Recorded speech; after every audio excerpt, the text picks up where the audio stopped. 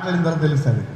అంటే ఎందుకు నేను ఇప్పుడు నేను చూశాను, ఈయన కొరకు నేను ప్రార్థన చేస్తున్నాను అంటే నీకు సువార్త ఎవరు చెప్పాలి? నేనే కదా చెప్పాలి కదా. ఇప్పుడు ఒక మాట, నేను మీతో ఒక మాట, మీరు ఇక్కడ మా దగ్గర 100 గ్రామాలు తిరుగుదాం. 100 గ్రామాలు లెక్క పెట్టాలి, మీరు పేర్లు కూడా రాసుకోవాలా. 100 గ్రామాలు తిరిగితే ఉత్తరప్రదేశ్లో ఒక్క చర్చి కనబడదన్న. దీనికి బాధ్యులు ఎవరన్నా? సరే, అది ఉత్తరప్రదేశ్. ఇప్పుడు మనం భూపాలపల్లి ప్రాంతం చూద్దాం. ఇప్పుడు మనం చుట్టుపక్కల వెళ్తే ఎన్ని కనబడతాయన్న? చాలా కనబడతాయి. ఇప్పుడు చాలా విలేజ్లు ఉన్నాయి లేదా? ఇప్పుడు మన సంఘాలు లేవు కానీ వేరే వేరే ఉన్నాయి కదా డినామినేషన్స్. ఇప్పుడు అక్కడ వేరే డినామినేషన్స్ కూడా లేవు. అంటే మన సంఘాలు తక్కువ లేవు కానీ మిగతా సంఘాలు ఎక్కువనే ఉన్నాయి కదా. అంటే 100 గ్రామాలు తిరిగినా ఒక్క చర్చి కనబడట్లేదు. దీనికి బాధ్యులు ఎవరు? ఎవరమ్మా?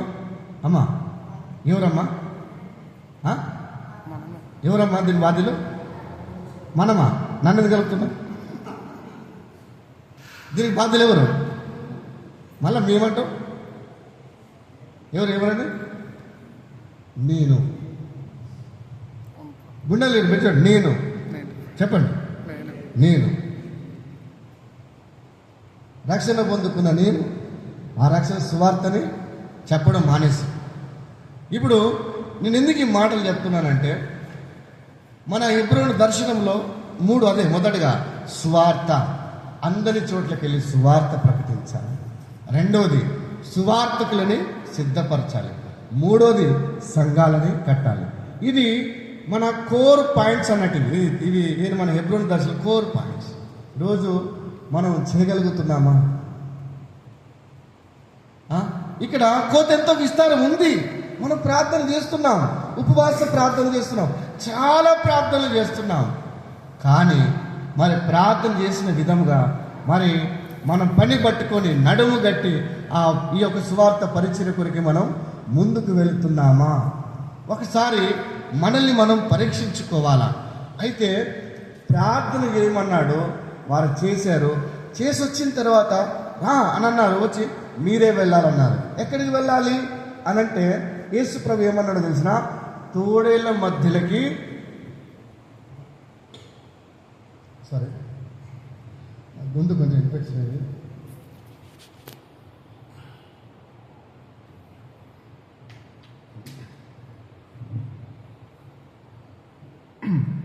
ప్రభు ఏమన్నాడు?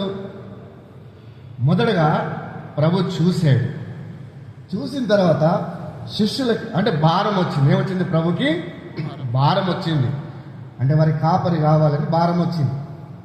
ఆ భారం వచ్చినప్పుడు ఆ భారం ఎవరికి చెప్పాడు? శిష్యులకు చెప్పాడు. శిష్యులు చెప్పిన తర్వాత అంటే ఆ భారాన్ని వాళ్ళ మీద మోపాడా లేదండి? అంటే యేసు ప్రభులో భారం వచ్చింది. చెదిరిపోతున్నారు, విసిగిపోతున్నారు కాపరులు లేక జనాలు.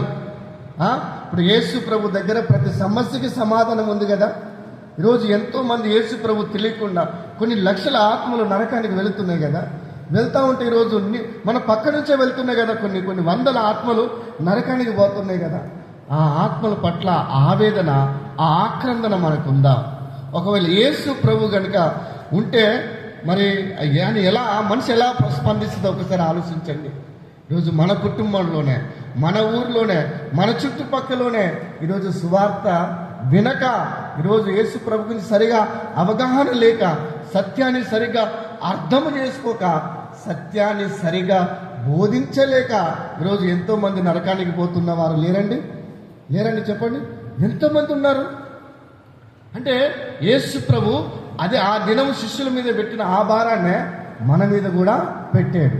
చూడండి, విశ్వాసులు, శిష్యులు. యేసు ప్రభు మీరు వెళ్ళి భూ దిగంతం వరకు మీరు వెళ్ళండి. వెళ్ళి ఏం చేయమన్నాడు?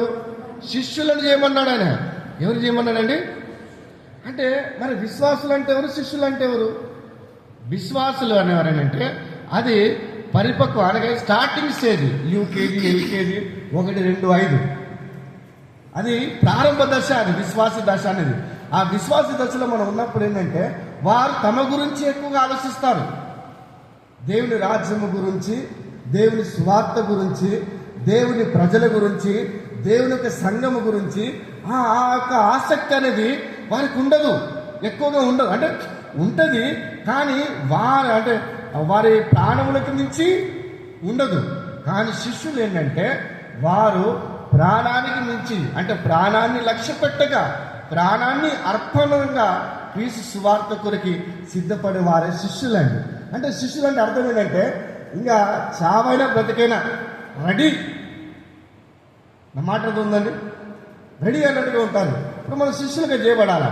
చూడండి, అపొస్తల కార్యంలో 1వ అధ్యాయము 8వ వచనంలో ఏమని రాయబడింది? ఆయనను పరిశుద్ధాత్మ మీ మీదికి వచ్చినప్పుడు మీరు శక్తి నొందెదరు గనక మీరు యెరూషలేములోను యూదా సమరయ దేశముల యందును రైట్. ఇక్కడ ప్రభువు యేసుక్రీస్తు ఏమన్నాడండి? అంటే పరిశుద్ధాత్మ మీ మీదికి వచ్చినప్పుడు అంటే కదా, మీ మీదికి ఎప్పుడైతే వచ్చినప్పుడు మీరు ఏం పొందుకుంటారు? శక్తి. ఏం పొందుకుంటారండి? శక్తిని పొందుకుంటారు. ఏ శక్తి? సిలువలో ఉన్నటువంటి శక్తిని, దేవునిలో ఉన్నటువంటి శక్తిని మనం పొందుకుంటాం. అంటే మనలో ఉన్న శక్తి కాదు, ఇక ఆయన శక్తి మనం పొందుకుంటాం. పొందుకున్నప్పుడు తర్వాత జరిగే పని ఏంటో తెలిసిన, మనం యూదా అని యెరూషలేం, యూదా, సమరయ, భూదిగంతముల వరకు మనము సాక్షులుగా ఉంటాం. నా మాట దొరుకుతుందండి. ఎక్కడి వరకు? భూదిగంతముల వరకు. కేవలం ఒకే ప్రాంతంలో కాదు, ఒకే రాష్ట్రంలో కాదు, ఒకే దేశంలో కాదు, దేశాలను దాటి, సముద్రాలను దాటి, రాష్ట్ర యొక్క సీమలు దాటి మనం వెళ్ళి భూదిగంతముల వరకు మనం ఎలా ఉంటామండి? సాక్షులుగా ఉంటాం. చూడండి, నాది దామరించపల్లి అనే గ్రామం, చాలా చిన్న గ్రామం. మీరు చూసినట్లయితే మరి ఆ గ్రామం నుండి దేవుడు నన్ను లేవనెత్తినాడు. ఈరోజు మరి కాశ్మీర్ నుంచి కన్యాకుమారి వరకు, అనగా భారతదేశం అంతటా ప్రతి రాష్ట్రానికి వెళ్ళి సువార్తను ప్రకటించడానికి, మరి దేవుని వాక్యాన్ని బోధించడానికి దేవుడు కృప చూపెట్టాడు. మళ్ళీ నెక్స్ట్ వీక్లో మరి నార్త్ ఈస్ట్ 7 రాష్ట్రాలు, ఇంకొక రాష్ట్రం పశ్చిమ బెంగాల్, 8 రాష్ట్రాలలో సువార్త చేయడానికి వెళ్తున్నాం నెక్స్ట్ మంత్లో. అనగా ఒక చిన్న గ్రామం అండి. అదే కాకుండా నేపాల్, భూటాను, బంగ్లాదేశ్ ఆ ఏరియాలకు వెళ్ళడానికి దేవుడు కృప చూపెట్టాడు. ఎక్కడ? ఒక చిన్న గ్రామం. నా మాట్లాడుతుందండి, ఇక్కడ చిన్న గ్రామం. నన్ను దేవుడు ఎలాంటివన్నాడంటే, నా విషయం చిన్న సాక్ష్యము. నాది రేగొండ చూశారు కదా, రేగొండ దగ్గర కాకతీయ గురుకుల విద్యాలయం ఉంటుంది కదా, పాత ప్రదేశం. అక్కడ నేను చదువుకున్నాను. నేను 7th ఒక దగ్గర, 8th ఒక దగ్గర, 9th ఒక దగ్గర, 10th ఒక దగ్గర. అంటే 4 సంవత్సరాలు 4 స్కూళ్ళలో చదివాను. అంటే అర్థం చేసుకోండి మీరుగా, నేను ఎంతగా బలిదేగించి ఒక గూండా వలె జీవించాను. నేను దొంగలకి దొంగ, ఎంతో నేర చరిత్ర కలిగి జీవించిన నన్ను దేవుడు మార్చుకొని ఈరోజు ఏం చేస్తున్నాడు? ఆయన భూదిగంతల వరకు తీసుకెళ్తున్నాడు, ఆయన వాడుకుంటున్నాడు. నేనున్నాను ప్రభువా అంటే దేవుడు మిమ్మల్ని కూడా వాడుకుంటాడు. చాలామంది అంటారన్నా, మరి వెళ్తాం కానీ మాకు తెలియవచ్చన్నా, మాకు హిందీ రాదు, మాకు భాష రాదన్నా, మేము ఎట్లన్నా వచ్చేదని చాలామంది నాతో అంటారు. అయితే నేను వాళ్ళతో ఏమన్నానంటే, భాష కాదు బ్రదర్ రావాల్సింది, ఆశ ఉంటే భాష వస్తుంది, ఆశ ఉంటే భాష వస్తుంది, ఆశ ఉంటే మనం భాష ఏదైనా మనం నేర్చుకోగలుగుతాం. అదే అధ్యాయంలో అపొస్తల కార్యంలో 8వ అధ్యాయం 1వ వచనం చూడండి ఒకసారి.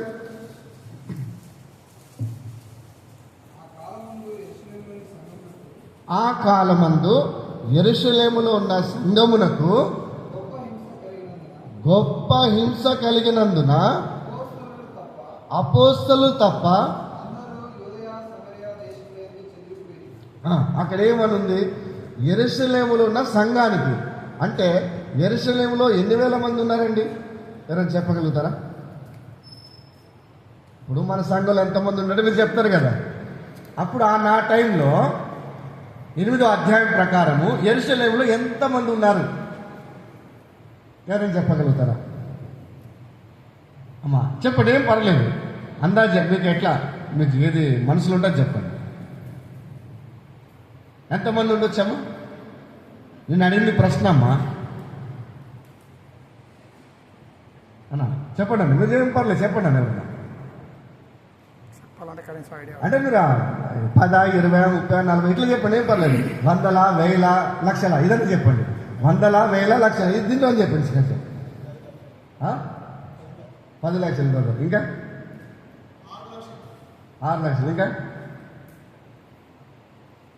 మీరమ్మా మీరు చెప్పిందని చెప్తా ఉన్నట్టున్నారు.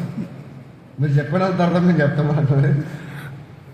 అట్లే కూర్చుంటారు మరి మీరు చెప్పండి అన్నా, మేము ఇంటికి వచ్చినాము, మాకేం తెలుసు అన్నా, మీరు బైబిల్ స్టడీకి వచ్చిందే నేర్చుకోవడానికి, నువ్వు అడిగితే మా అమ్మకి ఎట్లా తెలుసు అన్నా అంటే కూర్చున్నారు. కాదండి, చూడండి, ఏది 1వ అధ్యాయం ప్రకారము మేడ మీద ఎంతమంది ఉన్నారు? 120 మంది ఉన్నారు కదా. ఇప్పుడు ఏది పేతురు బాప్తిస్మం అంటే పరిశుద్ధాత్మను పొందుకున్న తర్వాత 2వ అధ్యాయంలో యెరూషలేము మందిరంకి వెళ్ళి ప్రకటిస్తే ఎన్ని వేల మంది ప్రభు నమ్ముకున్నారు చెప్పండి, ఎంతమంది? మళ్ళీ 2వ ప్రసంగంలో ఎంతమంది నమ్మినారు? కేవలం పురుషుల సంఖ్య కదా ఇది. మొత్తం ఇప్పుడు ఎంతమంది అయినారండి? మొత్తం 8,000. 4, 3 ఎంత? 7. ఇంకా సార్ 5, 3, 8. 8 ప్లస్ 120, 8,120. ఇంకా కేవలం ఈ 8,000 ఏంటంటే పురుషుల సంఖ్య. ఇంకా వాళ్ళ స్త్రీలు వాళ్ళందరూ కలుపుకుంటే ఇంకెన్ని వేలు అంటే అనుకుందాం, ఇంచుమించుగా 8,000 పైన అనుకుందాం. 8,000 పైన అనుకుందాం. ఒక్కొక్కరికి ఒక్కొక్క భార్య చొప్పున వేసుకుంటే 16,000 అవుతారు. అమ్మనాళ్ళు ఉంటే ఇంకా ఇంచుమించు అవుతారు.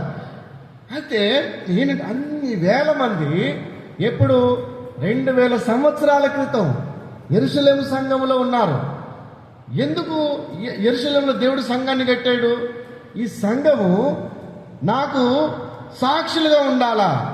ఈ సంఘంలో ఉన్న ప్రతి ఒక్కరూ నాకు సాక్షులు. దేనికి సాక్షులు? దేవుడై ఉండి ఆయన మానవ రూపిగా భూమి మీదకి వచ్చి సమస్త మానవాళి కొరకు ఆయన రక్తము కార్చి 3వ దినాన తిరిగి లేచినాడు. ఆయన పునరుద్ధానుడు, అనగా ఆయన పునరుద్ధానుడైన యేసు మరణాన్ని జయించి ఆయన తిరిగి లేచినాడు. దానికి మీరు సాక్షులు. ఎక్కడి వరకు సాక్షులు? ఎక్కడి వరకు సాక్షులు? భూ దిగంతముల వరకు సాక్షులు. అయితే ఇంకా వీరు వెళ్ళట్లేదండి, వీళ్ళు వెళ్ళట్లేదు. ఎందుకు? చాలా మంది ఎక్కువైపోయినారు, దోస్తులు ఎక్కువైపోయినారు, ఫ్రెండ్స్ ఎక్కువైపోయినారు, బర్త్డే పార్టీలు, గృహ ప్రవేశాలు ఎక్కువైపోయినాయి, పెళ్ళిళ్ళు అంటే వాళ్ళు ఆ మాటలు పడినారు. ఇక పడి సువార్తని మర్చిపోయినారు. కొంతమంది భయాన్ని బట్టి సువార్తను మర్చిపోయినారు. కొంతమంది ఏంటంటే సొంత అవసరాలను బట్టి సువార్త చేయడం మానేశారు. కొంతమంది వారి వ్యక్తిగత ప్రయోజనాల లాభం కొరకు సువార్తను మర్చిపోయినారు. కొంతమంది ఏంటంటే సంఘంలో ఉన్నవారు సంఘ కార్యక్రమాలతోటే బిజీగా ఉండిపోయినారు. ఇంకెక్కడ బయటికి పోయేది సువార్త చేసేది? నా మాట అర్థమవుతుందమ్మా? నా మాట అర్థమవుతుందా? అయితే ఇప్పుడు వాళ్ళు ఏం చేశారు? చెదిరిపోవట్లేదు, అందరూ ఒకే దగ్గర ఉండిపోయినారు. చెదిరిపోవట్లేదు, అందరూ ఒకే దగ్గర ఉండి ముదిరిపోతున్నారు. నా మాట అర్థమవుతుందా? చెదిరిపోండి అంటే వీళ్ళు ముదిరిపోతున్నారు ఒక దగ్గర ఉండి. ఇది కాదని చెప్పేసి ఏం చేశాడు? సౌలును లేపాడు. ఆయన పౌలయ్యాడు కదా, లేపి ఏం చేశాడు? ఒక్కొక్కరిని చెదర కొట్టాడు. అనగా 1-8 మనం చేయకపోతే 8-1 మన సంఘంలోకి వస్తుంది. నా మాట అర్థండి. 1-8 తెలుసుకున్నాడు, తెలుసుకున్నట్టుగా బయటికి వెళ్ళిపోయినాడు అనుకో, అందరూ లేత మనసు కలిగిన వాళ్ళే ఉంటారు. సంఘం మంచిగా ఉంటుంది, ఆనందంగా సంతోషంగా ఉంటారు.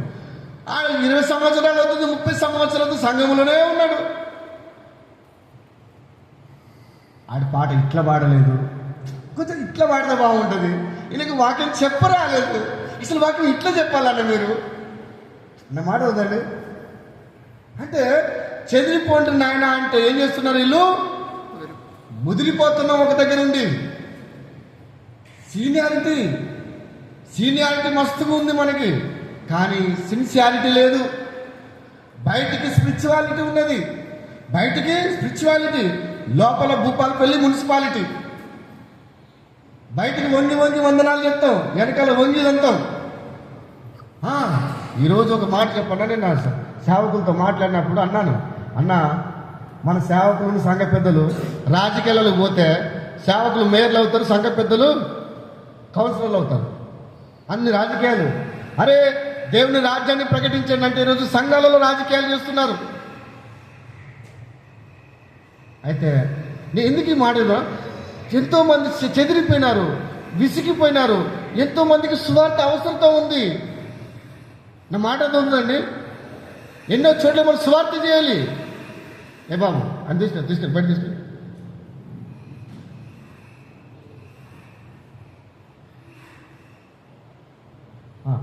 అంటే ఇది నేను చాలా బాధతో చెప్తున్నానండి. నేను ఏమో తిట్టాలని కాదండి, నేను ఏమో అనాలని కాదు, ప్రేమతో చెప్తున్నాను మాటలు. ఇవన్నీ ప్రేమతో నేను చెప్పేది, ఏదో అసూయతో నాకు ఏదో ఇచ్చారు కదా తిట్టాలి అని కాదండి. ఈరోజు ప్రభా నేను ఇక్కడుండి ఎబ్రోన్ నుండి ముదిరిపోద్దు ప్రభా అని అంటే ప్రభు నాతో మాట్లాడాడు. ఏమనంటే ద్వితీయోపదేశకాండం 2వ అధ్యాయం 2వ వచనం ద్వారా, నీవు ఈ మన్నెపు చుట్టూ తిరిగినది చాలు, ఉత్తర దిక్కు తిరుగు అన్నాడు. ఉత్తర దిక్కు వెళ్ళడాన్ని బట్టి ఈరోజు దేవుడు ఎంతో మందికి ఆశీర్వదకరంగా దేవుడు మార్చినాడు. గొప్ప పరిచయం చేయడానికి దేవుడు కృప చూపెట్టాడు. దేవుడు సాయం చేస్తూ వచ్చినాడు. అంతేకాకుండా చాలామంది నేను చూశాను, మన చెదిరిపోవడం వల్ల కొంతమంది ఏమైపోయిన తెలిసిన నార్త్ ఇండియాకి వచ్చి ఈరోజు పరిచయం జరిగిస్తున్నారు. కొన్నిసార్లు ఏది జరిగినా మన మంచికే, అనగా రోమీయులకు రాసిన పత్రిక 8:28 ప్రకారము, దేవుని ప్రేమించే వారికి అనగా తన సంకల్పము చేత పిలబడిన వారికి సమస్తము సమకూడి మేలు కొరకే జరుగుతుంది అన్నట్టుగా ఈరోజు మనకు వచ్చినటువంటి ఈ కష్టాలు ఏంటంటే మన మేలుకే జరుగుతున్నాయి. చెదిరిపోతున్నారు, స్వార్థ చేసేవారు అనేకులుగా చేస్తున్నారు. కొంతమంది నేను చెదిరిపోయిన వాళ్ళు అక్కడే ఉండి ముదిరిపోతున్నారు. ఈరోజు మనం ఆలోచించాల్సింది, మనం ఏమవుతున్నాం. నేను ప్రభువుని నమ్మినాను, నేను ఒక్కరిని ప్రభువుని నమ్మినాను, నా ద్వారా నా తల్లిదండ్రులు మారారు. ఇప్పుడు నా తల్లిదండ్రులు ఇక్కడ ఉన్నారు, నా తల్లిదండ్రులు మారాడు, నా తమ్ముడు మారాడు కాక ఈరోజు ఆయన సేవకుడు సేవ చేస్తున్నాడు. అన్న మారాడు, కుటుంబ సభ్యులు మారారు, ఊరు అనేకులుగా మారారు. ఇక అన్ని ఎందుకు ఈ మాట చెప్తున్నాను, ఇప్పుడు ఈ యొక్క చిన్న ఈ జీవితం ద్వారా ఈరోజు దేవుడు ఇంచుమించు 10 మంది సేవకులను చేయడానికి దేవుడు కృప చూపెట్టాడు. నా మాట అవుతుందండి. అంటే నేను ఇదేదో చెప్పండి, మనం ఏం చేస్తున్నాము, మనం వెనుక చూసుకుంటే మనం ఏం చేసాము. అందుకంటే ఒక మాట, చాలామంది తాత ముత్తాతల గురించి చెప్పుకుంటూ ఉంటారు, నేను పలానా టైంలో అప్పుడు ఉన్నప్పుడు ఇట్లా చేసిన. బైబుల్ ఏముందనంటే, చచ్చిపోయిన సింహం కంటే బ్రతికున్న కుక్క మేలు అన్నారు. నేను గతంలో సింహం, అరే అయిపోయింది అదిగా. మనం గతం చెప్పుకుంటేనే ఈరోజు మనం బతుకుతున్నాం. కానీ సరే గతం ఉంది, ఇప్పుడు మనం వర్తమానం ఏం చేస్తున్నాం. నా మాట చదువుతుందండి. కాబట్టి మనం ఏంటంటే మన భారం తీసుకోవాలా, మనం చూడాలి, సమూహాలను చూడాలి. నేను దినాన మరి రామగుండం వెళ్ళిన గోదరకండ్లు వెళ్ళినప్పుడు మరి అన్న వాళ్ళతో మాట్లాడాను. ఇలాగే మాట్లాడుతూ ఉంటే అన్నవాళ్ళు అందరూ సంఘ పెద్దలు అందరూ కలిసి మన సేవకుడు కలిసి, అన్నా మేము కూడా వస్తామన్నా, వచ్చి ఉత్తరప్రదేశ్ అంతా ఒకసారి చూస్తామన్నా, చూసి ఏదేందో మేము కూడా చూసి ఆ భారం మేము పొందుకుంటామన్నా అని చెప్పేసి వాళ్ళు అన్నారు. నేను చాలా సంతోషం అన్న, రెండన్నా అని చెప్పేసి అన్నాను. ఎందుకు ఈ మాట చెప్తున్నానంటే, మనం చూడకపోతే ఆ భారం మనకు రాదు. ఎప్పుడైతే భారం రాదో మనకి బాధ్యత రాదు. భారం ఉండాలా, దానిని బాధ్యతగా మనము తీసుకోవాలా. అయితే దేవుడు మనకి భారాన్ని ఇచ్చాడు, బాధ్యత కూడా ఇచ్చాడు. అయ్యో 1 కొరింథీయుల రాసిన పత్రిక 9వ అధ్యాయంలో ఏముంది 30-35లో, అయ్యో నేను స్వార్థ ప్రకటించకపోయిన యెడల నాకు శ్రమ. ఏమన్నాడండి? ఏమన్నాడన్నా? ఏమన్నాడు తమ్ముడు? దేనికి శ్రమ? ప్రకటించిన కానీ ప్రకటించిన శ్రమే, ప్రకటించకపోయినా. అయితే ప్రకటించినప్పుడు ఆ శ్రమలో దేవుని యొక్క హస్తం మన పైన ఉంటుంది. దేవుని యొక్క కాపుదల, ఆయన యొక్క కృప, ఆయన యొక్క కరుణ మన పైన ఉంటుంది. మనం ఎంత దండిలమండి. అయితే ప్రకటించకపోతే ఆ శ్రమ వస్తుంది కదా, ఆ శ్రమలో దేవుడు మనల్ని విడిచిపెడతాడు. ప్రకటించిన శ్రమ ఈ రోజులలో ఒక మాట చాలామంది అంటారు, ఏమంటారంటే అన్నా రోజులు బాగాలేవన్నా, ఇప్పుడు స్వార్థ వద్దులే అన్నా అంట. నేను అంటాను, నేను చాలాసార్లు అన్నాను, ఎప్పుడు బాగున్నాయి చెప్పు మరి. అన్న ఎప్పుడు బాగున్నాయి ఆ రోజులు? ఇప్పుడు ఈ సంవత్సరం సువార్తను ప్రకటించడానికి మంచి సంవత్సరం అన్న సంవత్సరం ఏదైనా మీ దగ్గర ఉందా అన్న? ఉందన్నా? ఉందన్నా? అరే యేసు ప్రభు వచ్చినప్పటి నుంచి మొదలు పెడితే ఇప్పటి వరకు ఈ క్రైస్తవ సమాజము, క్రైస్తవ సంఘము, సార్వత్రిక సంఘము అనేకమైన సమస్యల గుండా వెళుతూనే ఉంది. ఎంతో మంది హతసాక్షులు అవుతున్నారు. అయినా ఈ యొక్క క్రీస్తు యొక్క రాజ్యము దినము ప్రతి దినము అది విస్తరిస్తూనే ఉన్నది. ఇప్పుడు మీరు పాటలు పాడుకుంటారు, దాని ఎంతో కాదు నాకు తెలియదు. నాకు ఎలాంటి పాటలు వస్తాయంటే, కేసులు ఎన్ని ఉన్నా యేసును విడిచి పెట్టాను అంటే మాకి పాడుకునే పాటలు అట్లా ఉన్నాయి. ఇప్పుడు అక్కడ ఎన్నోసార్లు పరిస్థితులు వచ్చినాయి, ఎన్నిసార్లు వచ్చారు, వార్నింగ్ ఇచ్చారు. మొన్నటి దినాన ఒక ముగ్గురు అడ్వకేట్స్ ఇంటికి వస్తున్నాను, అంత అయిపోయింది, ఇంటికి వస్తున్నాను చూడు, నేను లేకుండా చేస్తామని చెప్పేసి మాట్లాడారు.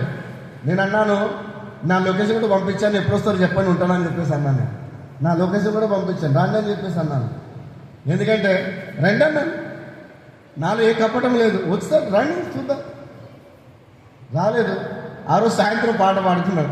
ఎన్నో బెదిరింపులండి. అవును, నేను నిదురాపోయి మేలు కొందును, నేను నిదురాపోయి మేలు కొందును, నా పైన 10,000 మోహరించినను, నా పైన 10,000 మోహరించినను, నేనన్నాడు వెరబాబోను. ఎప్పుడు మనకి చుట్టూ సమస్యల వలం వచ్చినప్పుడు, బెదిరించినప్పుడు, నిన్ను చంపేస్తాము అని నీ శత్రువు వచ్చి నీ ఇంటి ముందు అల్లరించినప్పుడు ఈ పాట పాడాల, ఆనందంగా సంతోషంగా రాయననాల. నిజంగా అంటే అటువంటి అనుభవం వల్ల ఉండాల. దయచేసి ఏంటంటే ఈరోజు కొంతమంది ఈ మాట అన్నందుకు నన్ను క్షమించాలా, రోజులు బాగలేవు, దయచేసి సువార్త మనం చేయొద్దు, ఇది సోమరులు చెప్పే మాట అని నేను అంటాను. దయచేసి నన్ను క్షమించాలి ఈ మాట అన్నందుకు. ఇప్పుడు ఈ పరిస్థితులలో నువ్వేం చేస్తున్నావు అని మీరు నన్ను అడిగితే నేను చెప్తా. లాస్ట్ డిసెంబర్లో నేను సీఎం ఆఫీస్కి వెళ్ళి బైబిల్ క్యాలెండర్లు పంచడానికి దేవుడి కృప చూపెట్టాడు. 4,000 క్యాలెండర్లు, 4+3 7,000 క్యాలెండర్లు, 3,000 బైబిల్స్, ఫుల్ బైబిల్స్ 180 బైబిల్స్, ఇవన్నీ పంచడానికి దేవుడి కృప చూపెట్టాడు. ఎక్కడెక్కడ? సీఎం ఆఫీస్లో, డీజీపీ ఆఫీస్లో, లక్నో డీజీపీ ఆఫీస్లో, ప్రిన్సిపల్ సెక్రటరీ, చీఫ్ సెక్రటరీ, అదేవిధంగా మా వారణాసి ప్రాంతంలో ఉన్నటువంటి ఏ పోలీస్ స్టేషన్ వదలకుండా commissioner of police, assistant director general of police, అదేవిధంగా ప్రతి పోలీస్ స్టేషన్కి వెళ్ళి పాట పాడి, వాక్యం చెప్పి, ప్రార్థన చేసి, బైబిల్ ఇచ్చి, క్యాలెండర్ ఇచ్చి వచ్చాను. నమ్ముతున్నారా మీరు? నమ్ముతున్నారా? ఇదేదో ఇది హెచ్చులు చెప్తున్నట్టుంది రానాడు కూడా. మీకు నీ టికెట్ డబ్బులు ఇస్తారు, వచ్చి చూడండి, తీసుకెళ్తా. అంటే నేను ఎందుకు ఈ మాట చెప్తున్నా అంటే, నీ సాక్ష్యం సరైనదైతే, ఏ బోధతో వింటున్నావు ఆ బోధ ప్రకారంగా బతుకుతే నువ్వు భయపడవు. నీ బతుకు సరిగ్గా లేకపోతే బోధ ఒకటి, బతుకు ఒకటి. ద్విమనస్కులు, లోపల ఒకటి బయట ఒకటి. ఇంట్లో ఒక సాక్ష్యం, బయట ఒక సాక్ష్యం, సంఘంలో ఒక సాక్ష్యం. అలాంటి జీవితం జీవించినప్పుడే నీ పక్కన ఉన్నవాడే పోరా అంటాడు, నోరు మూసుకోరా అంటాడు. నువ్వు చెప్తున్నావా నీ బతుకమా? దేవుడు నమ్ముకో, దేవుడు గొప్ప కార్యాలు. నువ్వేం చేస్తావు దేవుడి కొరికి? ఏం చేసావు? మనం తమ దేవుని ఎరుగువారు బలము కలిగి గొప్ప గొప్ప కార్యాలు చేస్తారని అంటే, మనం ఆ బలం కలిగిన వారు, ఆయన బలవంతుడైన దేవుని ఆరాధిస్తున్నాం. మనము దేవుని కొరకు ఏం బలమైన కార్యాలు చేసాం మనం? ఎప్పుడు చూడు, అయ్యో నేను చేయగలుగుతున్నా, చేయలేను, నా బతికింతే, నేను ఇంతే, నాది ఇదే, నా సంఘం, నా ఇల్లు ఇదే, నా బతికి ఇదే, నా ఇదే జీవితం, నా కుటుంబము, నేను, నా బతుకు. వాడు కడుతున్నాడు నేను కట్టాలి, వాడు తెచ్చుకున్నాడు నేను తెచ్చుకోవాలా, వాడు పోతున్నాడు నేను పోవాలా, పక్కడితో పోల్చుకొని ఈరోజు ఎవరు జీవిస్తున్నారండి ఈరోజు వాక్యానుసారంగా? మన జీవితం సరిగ్గా ఉండాలా, ప్రాక్టికల్గా జీవించాలా. నేను కమిషనర్ ఆఫ్ పోలీస్ ఎదుటికి వెళ్ళినప్పుడు నీకెంత ధైర్యం అన్నాడు. నేను అన్నాను, నా హృదయంలో ఏ కపటం లేదు. నా దేశం కొరకు నేను, నా దేశం బాగుపడాలి, నా దేశం ఎదగాలి అని ఏడ్చుకుంటూ ప్రార్థన చేస్తానండి. కావాలంటే నా మోకాలు చూడండి, నేను ప్రార్థన చేస్తాను.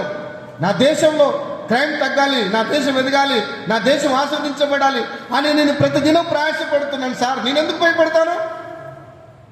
నేను చేసేది మంచి పని, నేను గొప్ప పని చేస్తున్నాను సార్. వాళ్ళలాగా నేను చేయట్లేదు సార్. నేను తాగట్లేదు, నాకు తాగ అలవాట్లేదు, కొట్టే అలవాట్లేదు. నాకు సాక్ష్యం ఒకసారి వెళ్ళి చూసుకోండి సార్. మా ఇంట్లో నేను ఒక దినాన్ని వెళ్ళి సార్ ఇదిగో నేను భూపాలపల్లి నుంచి వచ్చాను, ఇదిగో నా ఆధార్ కార్డు, వెళ్ళి ఎంక్వైరీ చేసుకోండి. చుట్టుపక్కల 8 గ్రామాలను ఎంక్వైరీ చేసుకోండి. ఎస్పీ గారు, భూపాలపల్లి ఎస్పీ గారికి ఫోన్ చేయండి ఒకసారి. నా జీవితం ఏంటో, నా గత జీవితం ఏంటో, నేను ఎలా బతికానో మీరు ఎంక్వైరీ చేయండి సార్. ఈరోజు నేను ఎలా బతుకుతున్నానో కూడా చూడండి సార్. మా ఊర్లో సర్పంచ్, ఎంపీటీసీలు వీళ్ళందరూ చెప్తారు నా గురించి సాక్ష్యము. మా ఊరంతా ఈరోజు నా గురించి సాక్ష్యం చెప్తాడు. ఆయన గొప్ప వ్యక్తి. మా నాన్న అమ్మ ఉన్నారు, అడగండి చెప్తారు. మా అమ్మ ఇక్కడ ఉంది. మా అమ్మ ఒకరోజు నా చేయి పట్టుకొని తీసుకుపోయింది. ఎందుకనంటే నా కొడుకు అని చెప్తారా, నా కొడుకు అని నువ్వు చెప్తారా అని తీసుకుపోయింది. అంటే ఆమె నా కొడుకు అంటే వాళ్ళు నమ్మట్లేదు. ఇంత మంచి కొడుకు నీ కడుపులో ఎట్లా పుట్టినాడు? ఆయన చూస్తే గొప్పలాగా ఉన్నావు, నువ్వు చూస్తే పేదదానిలాగా ఉన్నావు. ఇక్కడ ఉంది నా తల్లి, నీతో నేను మాట్లాడుతున్నాను. ఈరోజు అట్లా మన జీవితం ఉండాలిగా. నా భార్యను అడుగు, నా తల్లిదండ్రులను అడుగు, నా కుటుంబ సభ్యులను అడగండి నా జీవితం అని. ఈరోజు మీరు ఎవరైనా చెప్పగలుగుతారా? జీవితం సరిగ్గా లేక సోమర్తనం వచ్చి బతుకు ఒకటి, బోధ ఒకటి, వినడం ఒకటి, రెండు కలిసినప్పుడు అండి భయం ఉండదు. మన బోధ, మన బ్రతుకు రెండు కలిసినప్పుడు ఏదైతే వింటున్నామో, ఏదైతే బోధ వింటున్నామో ఆ బోధ ప్రకారం జీవిస్తే ఎవరికి ఎక్కడ ఎప్పుడు మనం భయపడం. We are ready to die. చావైతే మేలు, బ్రతుకుట క్రీస్తే, చావైతే నాకు మేలు. నాకు నిరీక్షణకి ఆధారమైనటువంటి నా దేవుడి దగ్గర నేను వెళ్తాను మీరు చంపితే. అది ఇది కూడా ఆశీర్వాదమే కదా. నా మాట అవుతుందండి మీకు. శ్రేష్టమైన పని ఏంటి అని మిమ్మల్ని అడిగితే ఎమ్మడే చెప్తారు, స్వార్థ పని చాలా శ్రేష్టమైన పని. మరి శ్రేష్టమైన పనిని ఎందుకు ఆపాలి? గొప్ప పని ఏది అని అంటే స్వార్థ పని అని చెప్తాం. మరి ఎందుకు ఆపాలి గొప్ప పని? నా మాట అవుతుందా? చూడండి 24/7 ఒక నరకం తెరవబడింది. కొన్ని లక్షల మంది, వేల మంది వెళ్తున్నారండి. మనం క్రీస్తు యొక్క సైనికులము. యుద్ధం చేయడం ఆపిద్దామా? అరే దింపడ్రా అన్ని పక్కన పెట్టేసాడ్రా. అరే క్రీస్తు సైనికులు. అరే వాడు శత్రువులు ఎక్కువ వస్తున్నారా, అరే వాళ్ళతో మనం పోరాడితే మనం చచ్చిపోతామని ఇక మన అన్ని పక్కన పెట్టేసాడ్రా. వాడు సైనికుడేనా? కొత్త మార్గాలు ఎంచుకోవాలా, కొత్త విధానాలు ఎంచుకోవాలా. ఏ విధము చేతనే నేను సువార్తను ప్రకటించాలి. విధానాలు, శత్రుకి అన్ని విధానాలు ఉంటే జీవము కలిగిన దేవుని బిడ్డలకైనా మనకి ఎన్ని విధానాలు ఉండాలండి? ప్రభువారు చెప్పాడు బాట. అరే మీరు ఈ బాటలో వెళ్ళండి, బాట చూపెట్టాడు కాకుండా భవిష్యత్తు కూడా చెప్పాడు. ఏంటో తెలిసినా, మిమ్మల్ని ఎక్కడ పంపిస్తున్నాను తెలుసా? తూడేళ్ల మధ్యలోకి గొర్రెలను పంపిస్తున్నాను. మీరు పావురం వల్ల నిష్కపటం కలిగి, పాము వల్ల వివేకం కలిగి మీరు ఉండండి. వారు మిమ్మల్ని హింసిస్తారు, వారు మిమ్మల్ని కొడతారు, సమాజ మంత్రులకు అప్పగిస్తారు, వారు మిమ్మల్ని హింసిస్తారు. నన్ను బట్టి, నా నామను బట్టి మిమ్మల్ని చెడ్డ మాటలని మిమ్మల్ని ఏం చేస్తారు? వారు సభలకు అప్పగిస్తారు. అయినా అక్కడ అన్నాడు, అయినా మీరు వెళ్ళండి. ఎందుకంటున్నాడు ప్రభుకు తెలియదా? వెళ్ళు అంటున్నాడు. వెళ్ళు, ఆయన నీకు నేను తోడుకున్నాను, నువ్వు వెళ్ళు అని అంటున్నాడు. భవిష్యత్తు చెప్తున్నాడు, భరోసా ఇస్తున్నాడు, భారం ఇచ్చాడు, బాధకి ఇచ్చాడు, బాట చూపెట్టడం కాకుండా భవిష్యత్తు కూడా నువ్వు వెళ్తే ఏమవుతుందో అది చెప్పాడు, భరోసా ఇచ్చాడు, నీకు నేను తోడుగా ఉంటాను. ఇంతకు మించి ఏం కావాలండి? ఇంతకు మించి ఏం కావాలి? ఇప్పుడు తమ్ముడు ఏది ఆర్మీలో అప్లై చేసుకున్నాడు, ఆర్మీ అయ్యాడు. సార్ యుద్ధం లేని దగ్గర నన్ను పెట్టండి సార్, నేను మా అమ్మకి అమ్మున్న కొడుకు నేను అంటే ఏమంటాడు? సార్ సరే సరే అంటాడు. పొరా బాబు ఇక్కడ మరి మన ఎట్లా స్వార్థ చేయాలి, ఏం ఉండకూడదు, ఏ రిస్క్ ఉండకూడదు, ఏ ఆటంకం ఉండకూడదు, ఏ ఇబ్బంది ఉండకూడదు. అవుతుందండి? అవుతుందా చెప్పండి? ఒకసారి మన పితలు మన జ్ఞాపకం చేసుకుంటే రోజు ఈ సంఘం కూడా ఎన్ని ఆటంకాల మధ్యలో, ఎన్ని బెదిరింపుల మధ్యలో ఈ సంఘం కూడా కట్టబడిందంటే దాని వెనకాల ఎంత శ్రమ ఉందో ఒకసారి అర్థం చేసుకోండి. ఆ శ్రమ అవన్నీ ఆటంకాలు రాకపోతే ఈరోజు ఈ సంఘం కట్టబడేదా? ఈరోజు మీరు అందరూ రక్షణలోకి వచ్చేవారా? ఎవరైతే మొదటగా రక్షణలోకి వచ్చారో వారు మీరు విశ్వాసంలో రావడానికి వారు ఎన్ని ఆటంకాలు ఎదుర్కొన్నారు, ఎన్ని భయాలు ఎదుర్కొన్నారు. నా మాట అర్థమవుతుందండి? ఇప్పుడు చూడండి, తోమ వచ్చాడు, ఏమైపోయాడు? ఒక మాట మీకు నేను చెప్తాను చూడండి. లూకా సువార్త సరే ఈ మత్తయి సువార్తను చేయండి. మత్తయి సువార్త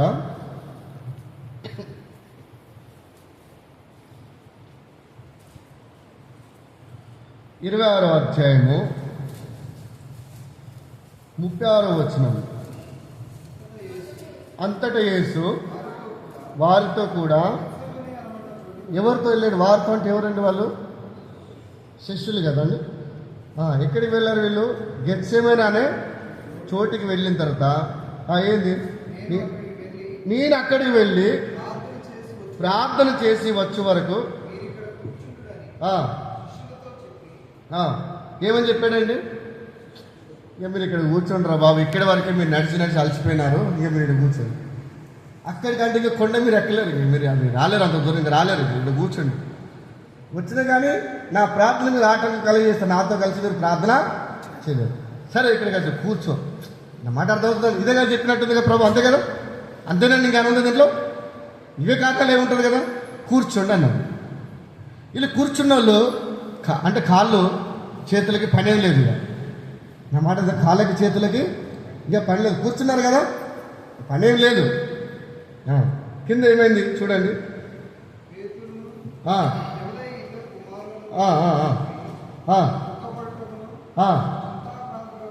దుఃఖపడుటకు చింతాక్రాంతుడుటకు మొదలు పెట్టాను. ఏమవుతున్నాడని అక్కడ? నా ప్రభు, మన ప్రభు చింతాక్రాంతుడై దుఃఖపడుతున్నాడు, ఏడుస్తున్నాడు, కన్నీరు కాదు. అంటే మన ప్రభు నిలబడడానికి కూడా ఆయనకు బలం లేదండి. నా మాట నిలబడడానికి కూడా బలం, అంటే ఏడడానికి కొంతమంది నిలబడి ఏడగలుగుతారు, కానీ నిలబడి ఏడడానికి కూడా బలం లేదు ప్రభుకి. అయినా ఇట్లా పట్టుకొని నిలబడ్డ పట్టుకొని ఏడుస్తూ ఉన్నాడు, ప్రార్థన చేస్తూ ఉన్నాడు ప్రభు. అయితే ఈ కూర్చున్న వాళ్ళు ఏం చేస్తున్నారో తెలుసా? కూర్చున్న బ్యాచ్ ఉంది కదా ఒకటి, ఆ కూర్చున్న బ్యాచ్ ఏం చేస్తుందో తెలుసా అండి? లూకా సువార్త 22:24 చదువు తమ్ముడు, ఒకసారి గట్టిగా చదువు ఒకసారి.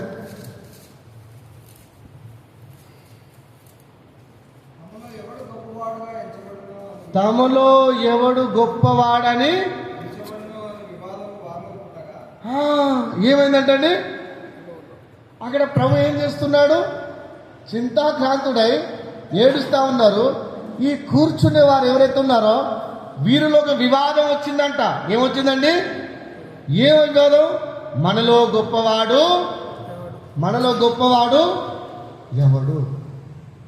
బయట కొన్ని వేల లక్షల ఆత్మలు నరకానికి వెళ్తున్నాయి, ఎంతోమంది చనిపోతున్నారు యేసు ప్రభు నామము తెలియక. కుటుంబాలు నాశనం అయిపోతూ ఉంటే ఈరోజు మన సంఘాలలో ఎవడు గొప్పవాడని గొడవలు పెట్టుకుంటున్నారు, వివాదం మొదలైనవి. ఎంత ఒకసారి ఆలోచించండి. నా మాట అవుతుందండి? అర్థమవుతానా? ఎవడు గొప్పవాడని? నేను గొప్పనా? నువ్వు గొప్పడా? నువ్వు గొప్పడా? నేను గొప్పను, నువ్వు గొప్పడు. నువ్వు కాదు, నేను కదా. దేవుడు గొప్పడు. దేవుడు గొప్పడు. ఈరోజు మన అందరూ ఇక్కడ ఉన్న వాళ్ళందరూ బ్రతకాలని ఎవరు బ్రతకట్లేదు. బ్రతకాలని ఎవరు బ్రతకట్లేదు. బ్రతికి ఉన్నాం కాబట్టి బ్రతుకుతున్నావు అంతే. నువ్వు బ్రతకాలనుకున్నావు తమ్ముడు, ఈరోజు బ్రతికి ఉన్నావు. బ్రతికి ఉన్నావు కాబట్టి బ్రతుకుతున్నావు. బ్రతకాలని ఎవరు కూడా ఇప్పుడు నేను 100 సంవత్సరాలు బ్రతకాలనుకుంటే బ్రతుకుతానా? నేను 80 సంవత్సరాలు బ్రతకాలనుకుంటే బ్రతుకుతానా? లేదు. బ్రతికి ఉన్నాము కాబట్టి బ్రతుకుతున్నాము. ఎవరు బ్రతికించారు అంటే యేసు ప్రభు మనల్ని బ్రతికించారు. ఈరోజు నేను బ్రతికున్నామంటే ఆయన యొక్క కృప. ఒకవైపు ఈ మాటనే అంటాం, ఇంకొక వైపు పక్కన వెళ్ళి నేనే గొప్ప, ఆ తర్వాత వస్తుంది నీకు తిప్ప, ఆ తర్వాత దొరుకుతుంది నీకు చిప్ప, ఇంకేముండదు. నేనే గొప్ప, ఆ తర్వాత నీకు తిప్ప, ఆ తర్వాత నీకు చిప్ప.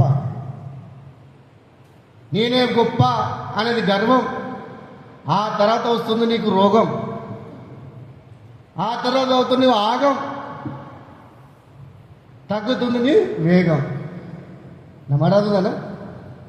నేనే గొప్ప అనేది గర్వం, ఆ తర్వాత వస్తుంది రోగం, జీవితంలో తగ్గిపోతుంది వేగం, ఆ తర్వాత అవుతాం మనం ఆగం. ఆగమే. కాబట్టి నేను గొప్ప కాదు, నువ్వు గొప్ప కాదు, మన దేవుడు గొప్ప. ఆయన గొప్పవాడు. ఎందుకంటే ఆయన గొప్ప కార్యాలు జరిగించేవాడు, గొప్ప కార్యాలు చేయవాడు.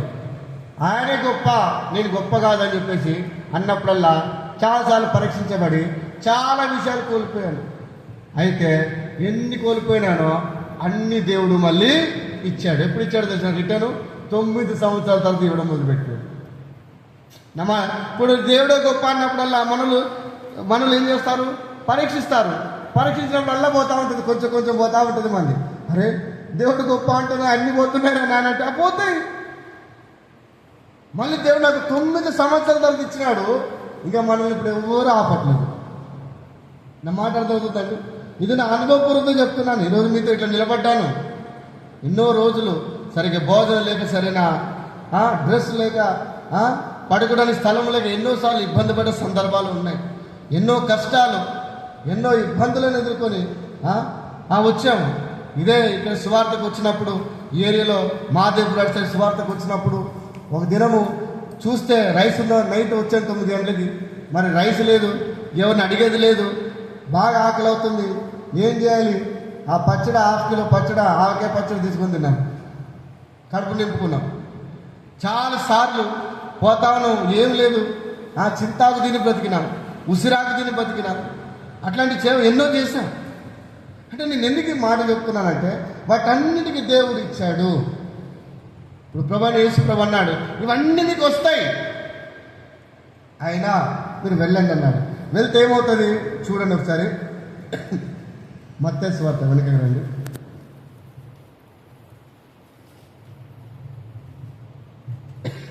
9వ వచనం, 10వ అధ్యాయము 38వ వచనం చదవండి.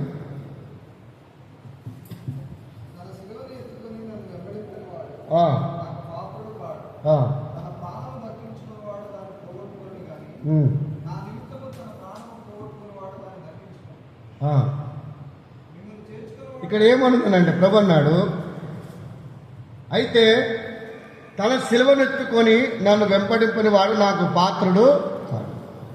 తన ప్రాణమును దక్కించుకుని వాడు దానిని పోగొట్టుకును. ఎవరైతే తన ప్రాణము నా కొరకు పోగొట్టుకున్నో దానిని కాదు. మీ గుండెల మీద చేతులు పెట్టుకొని చెప్పండి, నిజంగా మీ ప్రాణం యేసు ప్రభు కొరకు పెట్టినారా? నిజంగా మీరు మాట్లాడరు. ఏ ప్రభు పౌలు అన్నాడు, పరిచర్య కొరకు నేను నా ప్రాణాన్ని అర్పించుకుంటాను, అర్పణగా ఇచ్చేస్తానన్నాడు. నేను చెప్తానండి, పౌలు గారు అన్నారు, నా ప్రాణాన్ని, నా పరిచర్యని తుదమిట్టించడానికి నా ప్రాణాన్ని నేను లక్ష్య పెట్టలేదు.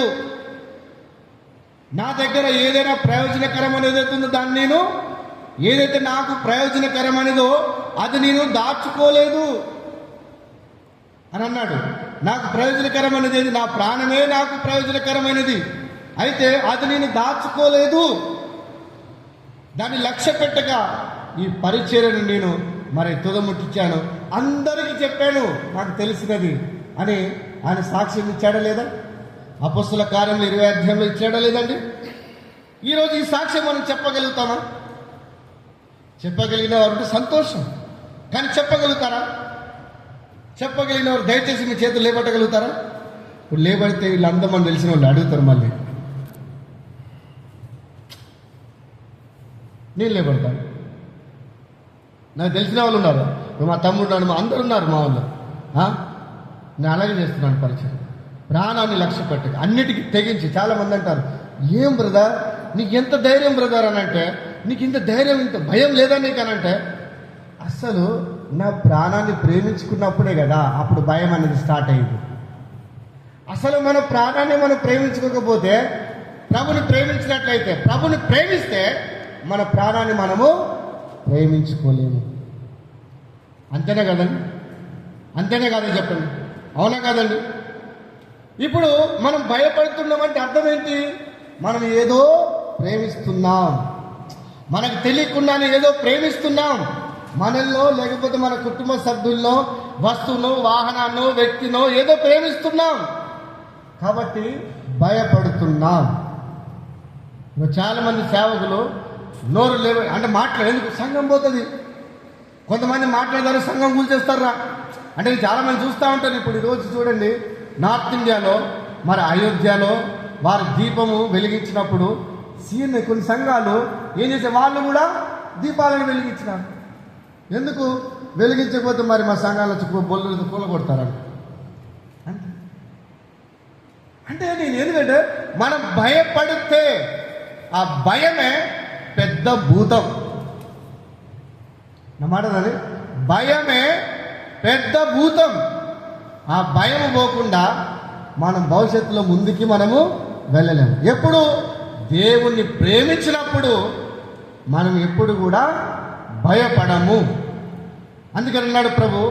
ఎందుకు ఈ మాట అంటే, అక్కడ ప్రభు మరి మేము అన్ని విడిచిపెట్టి మిమ్మల్ని వెంబడిస్తున్నాం కదా, మరి మాకేంటి అని పేతురు అడిగాడు యేసుప్రభుని. అడిగితే యేసుప్రభు చెప్పాడు, అయ్యా మీరు అన్ని విడిచిపెట్టి నన్ను వెంబడిస్తున్నారు కదా, మీకు ఫలము ఇవ్వబడును. కింద చూడండి, లాస్ట్ భాగ్యాలు చెప్పాడు ఇక్కడ 40. మిమ్ముని చేర్చుకున్నవాడు నన్ను చేర్చుకును, నన్ను చేర్చుకున్నవాడు నన్ను పంపిన వాడిని చేర్చుకును, ప్రవక్త ఫలం పొందును, నీతిమంది ఫలం పొందును. చూడండి, మరి శిష్యుడని ఎవడు ఈ చిన్నవారిలో గిన్నెడు చన్నీళ్ళు మాత్రం త్రాగనిచ్చునో తన ఫలం పోగొట్టుకున్నాడని నిశ్చయముగా పక్క చెప్తున్నా. ఎవరైనా నా నామాన్ని బట్టి గిన్నెడు చన్నీళ్ళు ఇచ్చినా దాని ప్రతిఫలము మీరు పోగొట్టుకోరు. మరి అంతకంటే గొప్పది సువార్త దానం. ఇప్పుడు చూడండి, అన్నదానం ఉన్నది, వస్త్రదానం చేస్తారు, నీళ్ళ దానం చేస్తారు, కన్యదానం చేస్తారు. ఈ లోకములో అన్నిటికంటే గొప్ప దానం ఏంటంటే సువార్త దానము. సువార్త, ఈ సువార్తను వినకపోతే ఈరోజు మీ ముందున్న వ్యక్తి కనబడేవాడు కాదు. నా మీద 4 అటెంప్ట్ మర్డర్ కేసులు, 2 రేప్ కేసులు. అంటే ఎంత భయంకరం అంటే, రాత్రిలు నా జీవితం ఎంతగా నిన్ను చెడిపోయి జీవించానంటే అంతగా చెడిపోయి జీవించాను. కానీ దేవుని యొక్క అద్భుత కృప, మహాకృప, ఈరోజు దేవుని యొక్క మహాకృపను బట్టి బ్రతికినాను మీ ఎదుట సజీవ సాక్షిని. ఒకవేళ స్వార్థ వినకపోతే నేనేమవుతునో. ఈరోజు మీ ఎదుట నేను, ఒకవేళ మీరు అందరూ స్వార్థ వినకపోతే ఈరోజు మనం ఇలా ఉండేవారమా? ఒక్కసారి మిమ్మల్ని మీరు పరీక్షించుకోండి. సువార్త విన్న తర్వాత మీ కుటుంబాలు ఎంత ఆశీర్వదించబడ్డాయి, దేవుడు మిమ్మల్ని ఎంతగా ఎదిగించాడు. అయితే ఆ ఆశీర్వాదం దేవుడు ఎందుకు ఇచ్చినట్టు? మనమే అనుభవించడానికా, లేకపోతే అన్యజనులైన వారికి మనం ఇవ్వడానికా? ప్రశ్న. మనకు దేవుడు ఇచ్చినాడు కదండి. ఇచ్చింది మనమే అనుభవించడానిక, లేకపోతే లేని వారిని మనం ఇవ్వడానిక? చెప్పండి. మనం ఏం చేస్తున్నాం? నీది నీదే, నాది నాదే. ప్రకృతి సంబంధి. నీది నీదే, నాది నాదే అన్నవాడు ప్రకృతి సంబంధి. కొంతమంది నాది నాదే, నీది కూడా నాదే, నాది నాదే, నీది కూడా నాదే, ఏ దయ సంబంధులు వీళ్ళు.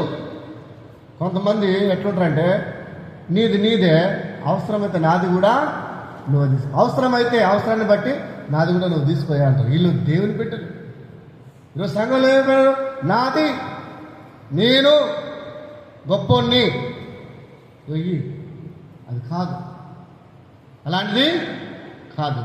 మనము మనల్ని ప్రేమించుకోవడం కాదు. మొదటిగా యేసు ప్రభు చూచాడు, ఆయనకి చూశాడు. జనాలు చూడగా ఆయనలో భారం వచ్చింది. ఆ భారము ఎవరికి ఇచ్చాడు? శిష్యులకి ఇచ్చాడు. ఇచ్చి భారం గురించి మీరు ప్రార్థన చేయండి అని అన్నాడు. అన్న తర్వాత ఆ భారము వారి మీదనే మోపాడు. మోపు ఏం చేశాడు? బాధ్యత ఇచ్చాడు. బాధ్యతతో పడేమిచ్చాడు? అధికారం ఇచ్చాడు, ఆజ్ఞ ఇచ్చాడు. వెళ్ళండి, ప్రతి విధమైన వ్యాధిని స్వస్థపరచండి, చనిపోయిన వారిని లేవనెత్తండి, పాపము విషయంలో చనిపోయిన వారిని లేవనెత్తండి, అసత్యంలో ఉన్న వారిని సత్యంలోకి తీసుకురండి, అజ్ఞానంలో ఉన్న వారిని జ్ఞానంలోకి తీసుకురండి, అదేవిధంగా అంధకారంలో ఉన్న వారిని జ్యోతిలోకి తీసుకురండి అని దేవుడు మనకి అధికారం ఇచ్చాడు. అధికారం ఇచ్చాడు అనగా బాధ్యత ఇచ్చాడు. బాటను కూడా చూపెట్టాడు. బాటను కూడా చూపెట్టాడు. తోడేళ్ల మధ్యలోకి మీరు వెళ్ళాలి. అంతే మాత్రం కాకుండా భవిష్యత్తు కూడా చెప్పాడు. ఈ పోతే ఏమవుతుందో కూడా చెప్పాడు. అయినా మీరు వెళ్ళి చేయండి అన్నాడు. చేసిన తర్వాత అది వాటన్నిటిని తట్టుకొని నిలబడితే మనకి ఎటువంటి భాగ్యాలు వస్తాయి కూడా చెప్పాడు. చెప్పాడా లేదండి? చెప్పాడా లేదా? కాబట్టి మనం ఏ విషయంలో కూడా భయపడకూడదు. వారిని ప్రేమించుకోలేదండి. వారి ఆదిమ క్రైస్తవులు వారిని వారు ప్రేమించుకోలేదు. వారు క్రీస్తును ప్రేమించారు కాబట్టి ఒక్కరు తప్ప అందరూ హతసాక్షులు అయిపోయినారు. ఆ ఒక్కరిని కూడా దేవుడు ఎందుకు ఉంచాడంటే ప్రకటన కింద రాయించడానికి ఉంచాడండి. ఎంతోమంది హతసాక్షులైనారు. హతసాక్షులైన చోట ఈరోజు దేవుని యొక్క సేవ ఎంతగానో అభివృద్ధి చెందింది.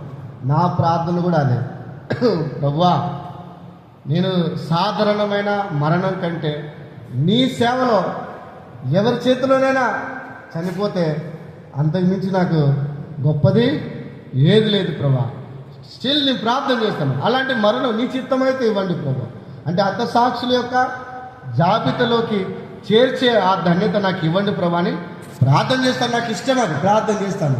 ఒకవేళ దేవుడు ఇచ్చాడు అనుకో ఇంకెంత ఆనందం అండి. ఇప్పుడు యోగి చాలామంది అంటారు, ఏనా ఉత్తరప్రదేశ్ ఉంది కదా యోగి ఎట్లుందనంటే చాలా మంచి వ్యక్తి, నాకు ఆయన మిత్రుడు అని నేను అన్నాను. అయితే ఇప్పుడు మనలో కొంతమంది ఎట్లా మిత్రుడు చెప్పాలండి?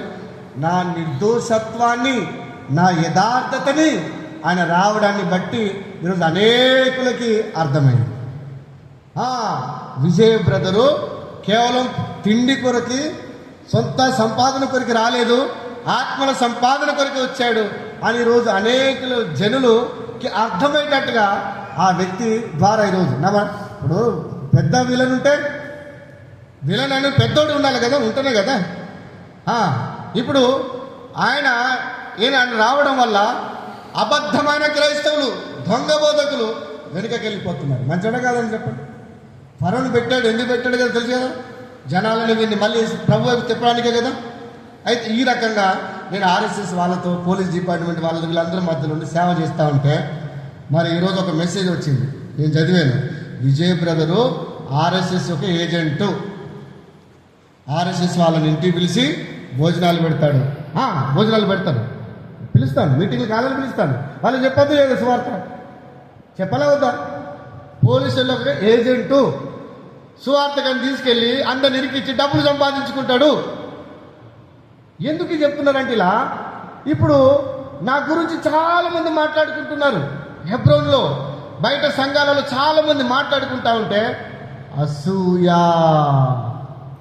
వాడు మన గురించి మాట్లాడుకుంటూ అక్కడికి పోతే ఇప్పుడు ఈయన గురించి మాట్లాడుతున్నాడు. ఆడు మెసేజ్లు ఇప్పుడు సరుకులు వేసాడు. మనోళ్ళు ఎన్ని నిందలు వేసినారంటే ప్రతి నింద నాకు ఒక 100, ప్రతి నింద నాకు 100. నేను వాళ్ళకి మెసేజ్ చేశాను, మీరు నాకు చెప్పడం వల్ల నాకు చాలా 100లు వచ్చి ఈరోజు అక్కడ చర్చి మందిరం కట్టాను అని చెప్పేసాను. నేను స్థలం తీసుకొని మందిరం కట్టడానికి దేవుడు కృప చూపెట్టాడు. ఈ నిందలు రాకపోతే అవి వచ్చేటి కాదు. ఇప్పుడు వాళ్ళు మనకు నిందలు వేసిన వాళ్ళు కూడా మిత్రులే కాదా చెప్పండి. మనం ఎట్లా ఎదగాలంటే పక్కోడు అసూయపడాలి. అసూయపడితేనే మనం ఎదుగుతున్నట్టు. నా మాట ఏదన్నా ఆ రకంగా దేవుడు ఎదిగించినాడు. కాబట్టి ఎందుకు దేనికి భయపడను, నాలో ఏ కపటము లేదు. నేను ఎవరి దగ్గరికైనా నిలబడ్డానికి, ఏది మాట్లాడడానికైనా సిద్ధం. ఎందుకు? నాలో ఏ కపటము లేదు, నాదంతా ఓపెన్. ఎవరైనా వచ్చి నాది తెరిచిన పుస్తకం ఓపెన్ చేసి ప్రతి పన్నా చూడవచ్చు. నా మాట కదా, ప్రతి పన్నా చూడవచ్చు. నేను దేవుని దృష్టిలో అయినా నన్ను నేను విమర్శించుకుంటాను, నన్ను విమర్శించేది దేవుడే. ప్రియమైన సహోదరి సహోదరుల, మనము వెళ్ళినప్పుడు ఇప్పుడు సువార్త వెళ్ళాలంటే ఊరుకోరా పెద్ద వాళ్ళు పెద్ద హీరో వాళ్ళని చెప్తున్నా అర్థమైందిలే పోరా బాబు అంటారు. అట్లా నన్ను అలా ఉండకూడదు. కాబట్టి నాకెవరు ఆదర్శవంతులంటే అపోస్తలులు, క్రీస్తు, బైబిల్లో ఉన్న భక్తులు. ఎవరైతే క్రీస్తు యొక్క సంఘాలను కట్టాలని వారు పరితపించి వారి జీవితాంతము వారి ప్రాణాన్ని వారు ప్రాణార్పణం కోసి సంఘాలు కట్టారు, వాళ్ళే నాకు ఆదర్శం. అందుకే పాట వాళ్ళని చూడండి. నీతికై భక్తాదివరులెల్లా నిజ విశ్వాసము నిలుపుకొన పోరాడిరే చాలా. నీతికై భక్తాదివరులెల్లా నిజ విశ్వాసము నిలుపుకొన పోరాడిరే చాలా. కత్తి పోటులు రాళ్ళ దెబ్బలు కరకు గల రంపముల కోతలు. కత్తి పోటులు రాళ్ళ దెబ్బలు కరకు గల రంపముల కోతలు. బెత్తముల కొరడాల దెబ్బలపై బడి చీలె దేహము ఓలలాడెను రక్తము భువిపై. క్రైస్తవుండా కదలిరావయ్యా కలుషాత్ములకు ఈ సిలువ శక్తిని చాటవేమయ్యా. ఎండవానాలనియు జడసి ఎంతకాలము మూలనుందువు. ఎండవానాలనియు జడసి ఎంతకాలము మూలనుందువు. కండలను ప్రేమింతువేమన్నా ఈ మట్టి కండలు ఎంత పెంచిన మట్టికేరన్నా. కండలను ప్రేమింతువేమన్నా ఈ మట్టి కండలు ఎంత పెంచిన మట్టికేరన్నా. సత్యవాక్యము సంతలో దులిపి బోధకుల దొరల భత్యములపై భ్రాంతులు నిలిపి. సత్యవాక్యము సంతలో దులిపి బోధకుల దొరల భత్యములపై భ్రాంతులు నిలిపి. చిత్రమగు అనుకూల బోధలు చేసి ప్రజలను మోసగించిరి. చిత్రమగు అనుకూల బోధలు చేసి ప్రజలను మోసగించిరి. సూత్రధారుడ చేరరావయ్యా సుఖభోగ విడచి సత్యవాక్యము చాటరావయ్యా. చూడండి పాటలో ఎంత గొప్ప రావాలి. మనం ఏంటంటే మన ప్రాణాన్ని మనం ప్రేమించుకుంటే బయట ఉన్న పరిస్థితులకు మనం భయపడతాం. కాదు, మనం ప్రభుని ప్రేమించినట్లయితే ధైర్యంగా మనం ముందుకెళ్ళి ఈ యొక్క అంటే నేను విశ్వాసంతో చెప్తాను, వారణాసిలో ఉత్తరప్రదేశ్లో ఉండడాన్ని బట్టి నేను ఎంతగానో ఆనందపడుతున్నాను. మరి క్రీస్తు కొరకు కొన్ని శ్రమలైనా మరి పొందుకోవడానికి దేవుడు మరి యోగిని మోడిని వాడుకున్నందుకై దేవునికే వందనాలు అని నేను యథార్థంగా చెప్పగలుగుతాను. అంటే రావాలి. యుద్ధం ఉన్నప్పుడే రోషమైన వ్యక్తి బయటకు వస్తాడు. యుద్ధం ఉన్నప్పుడే పౌరుషం కలిగిన వారు దేవుని కొరకు పౌరుషం ఎవరికి ఉందో వాళ్ళు బయటకు వస్తారు. అయితే మరి వాళ్ళు వచ్చారు, అక్కడ యుద్ధం జరుగుతుంది. మరి ఆ యుద్ధంలో కూడా ముందుకు వెళ్ళడానికి దేవుడు రోషంగా, పౌరుషంగా, ధైర్యంగా ముందుకు వెళ్ళడానికి దేవుడు కృప చూపెడుతున్నాడు. ఇది మంచిదే కదా.